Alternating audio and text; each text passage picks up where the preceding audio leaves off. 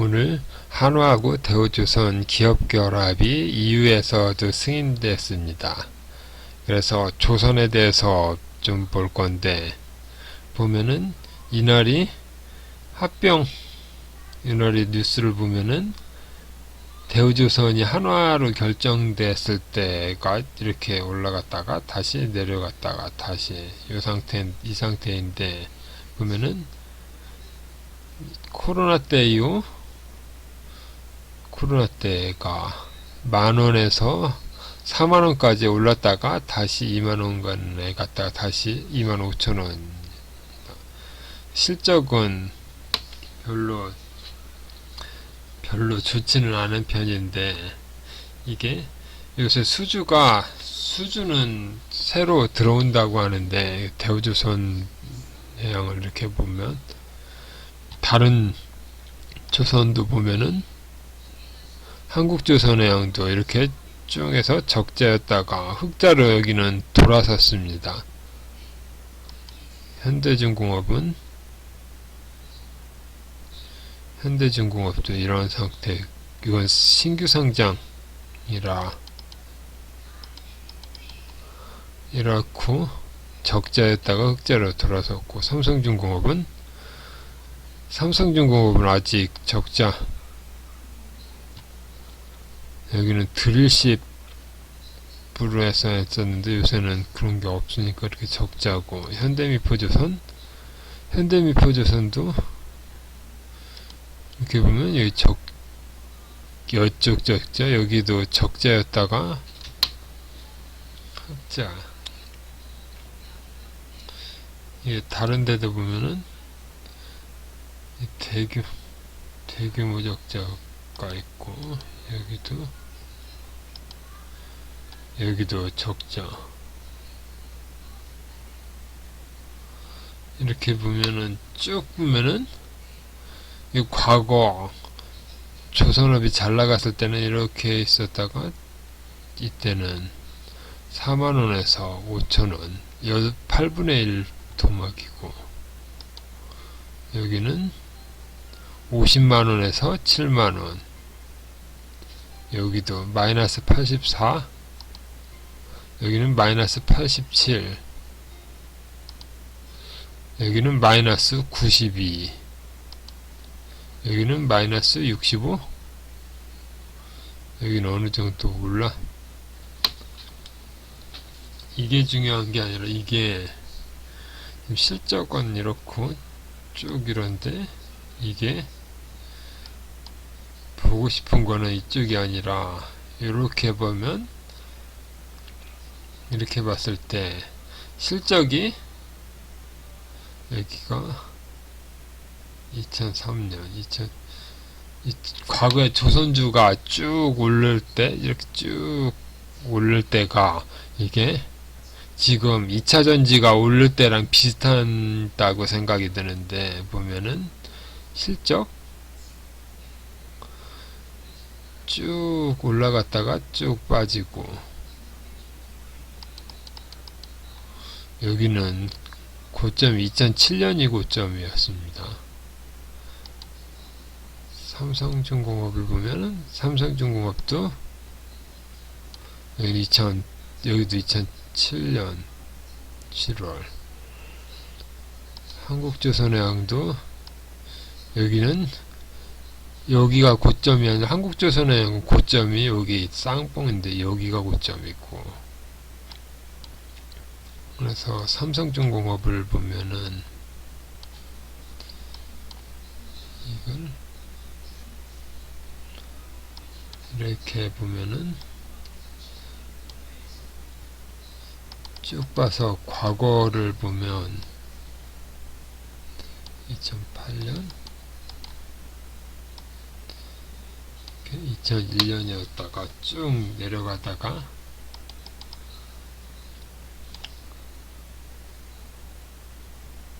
3,000원, 2,000원,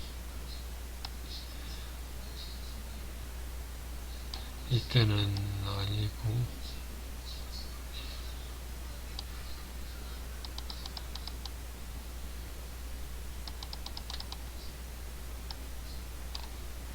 보다 보면 2003년에는 2,000원 고점이 5,000원, 저점이 2,000원이었습니다. 근데 여기 보면은 2004년에는 적자, 2005년에 적자였는데 2005년 3분기부터 흑자였습니다. 그래서 적자 흑자가 되다가 2005년도부터 흑자로 전환한 다음부터 이게 쭉 올라갔는데, 여기 보면은 2004년에서 여기 5,000원을 돌파해서 7,500원까지 간다 하면은 이게 고점으로 보였지만 쭉 내려갔다가 7,000원이 5,000원으로 내려가고,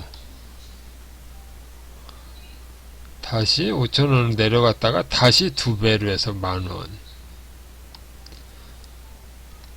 그리고 또 쭉 가다가 또 10,000원이었다가 또 빠졌다가 10,000원에서 17,000원까지 갔고, 또 17,000원에서도 쭉, 이게 지금 에코프로나 금양같이 쭉 올라가다가 내려가고 올라가다 내려가고 계속 60일, 이게 노란선이 61선인데 실적 쭉 내려가서 한번 61선이나 121선까지 내려왔다가 올라가고 또 내려갔다 올라갔고 하는 식으로 계속 가다가 보면은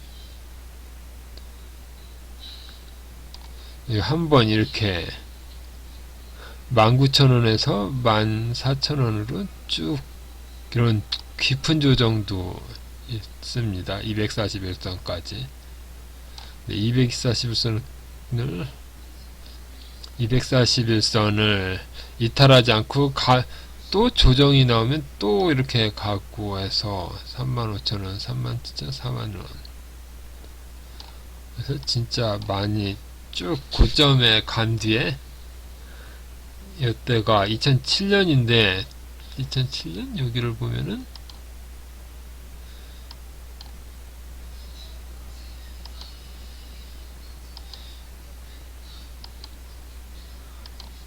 그래서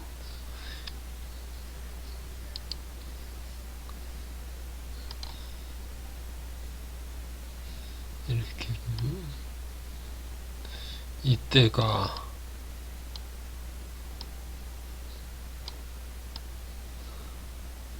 고점인데, 고점일 때 보면은 이게 실적은 계속 이렇게 늘어났습니다. 그래서 실적은 좋았지만 이미 이 올라가는 동안 요거의 3년, 4년치 실적을 모두 반영한 거였기 때문에 실적이 좋더라도 주가는 이렇게 빠졌다가 올랐다가 해서 여기 4만원을 여기가 고점이라서 고점을 돌파하지는 못하고 계속 하락했는데, 2011년 여기서 다시 고점이 나왔는데, 고점이 나온 모습인데, 실적이 늘어서 어느 정도 쌍봉을 만들어 주긴 했는데 이게 여기를 돌파하지는 못했습니다. 근데 반면에 삼성, 이렇게 한국조선해양은 돌파를 했는데 그거는 쭉 올라갔다가 여기 실적이 2배 정도 높았기 때문에 영업이익도 높고 당기순이익도 높았기 때문에, 여기 앞쪽보다 높았기 때문에 2배가 높았다고 해도 쌍봉이라서 여기를 완전히 돌파하는 거는 아니었습니다. 그래서 그 이후 실적이 이렇게 올라가던 실적이 다시 내려가니까 그 다음에는 이제 회복이 안 됐습니다. 이게 지금 2차전지의 미래의 모습일 수도 있는데, 지금 위치가를 여기 여기쯤일 수도 있고, 이렇게 보면은 한국조선의 양도 이렇게 내려가 보면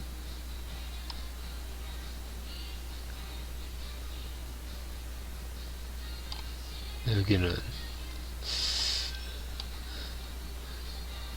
지금 2차 전지가 쭉 가다가 이 부분일 수도 있고 20만원일 분이라고 생각할 수도 있고, 여기 부분에서 계속 올라가다가 어느 정도 조정이 있다가 다시 갈 수도 있다가 치지만, 이런 조선 이런 식으로 2차 전지도 과거의 미래의 모습은 이런 모습이 될 거라고 생각합니다. 이걸 현대차를 보더라도 현대차를 보면은 현대차도 이때 같이 올랐는데 쭉 2007년이라서 여기가 35,000원에서 20 얼마까지 쭉 올랐는데, 그 다음에 쭉 간 다음에 여기서 어느 정도 실적하고 영업이익은 나왔는데 쭉 나와서 실적이 유지되는 동안에는 이 박스권을 어느 정도 이렇게 실적이 유지되는 동안에는 이렇게 박스권을 유지했는데, 여기를 영업이익이 2조 분기당 2조를 유지하지 못하고 떨어지자 이게 쭉 해서 이렇게 빠졌습니다. 그리고 다시 코로나 때 빠졌다가 올라가서 여기까지는 갔지만, 이렇게 보면은 돌파는 했지만 또 못 가고 이렇게 이 상태입니다.